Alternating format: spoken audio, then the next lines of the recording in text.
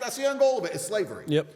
And we're not far off slavery now. I think a lot of people don't realize that the idea of slavery is we're going to get somebody, force them to work, leave them in a house that we've given them and give them some food, and we're going to force them to work. But doing that is extremely difficult. It's actually not efficient because you have to force someone to do a job they don't want to do, which is very hard to do. Yep. You have to stop them running away. You need an army. You need a fence. It's very difficult. It's actually much easier to pay them a little bit of money, and they spend all that money on their house and their food, and they believe they have free will.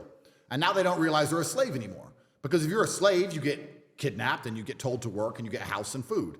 If I say, oh, I don't have to kidnap you. Oh, here's a nice opportunity for you. Come do this job. It's an opportunity. And then you work and you spend all your money on a house and food. Now you think you're free and you're actually a slave. You're still in it. Of course. And the best prison on earth is going to be the one you don't realize you're in. That's the goal, is to keep the wool over everyone's eyes. Most people don't realize they're in a jail. They wake up at 7 a.m. and they go to a job and they work hard all day and they come home and they have no time for their family and they barely pay their bills and they barely afford to eat and they have no money left at the end of the month and they somehow think they're free. And they sit there and they watch the news and the news lies to them and they got vaccine in their arm and they can't fly anywhere because they can't afford it or if their boss will give them leave. Yep. And they somehow believe they're free. You're a slave. They believe they're free when their boss signs annual leave. Like, yeah, freedom. You ain't enough freedom. It's absolutely. It's slave world. And it's kind of crazy because even when I was in jail, I was talking to Tristan and we were saying this. Most people on the outside are less free than us here in jail. Yeah.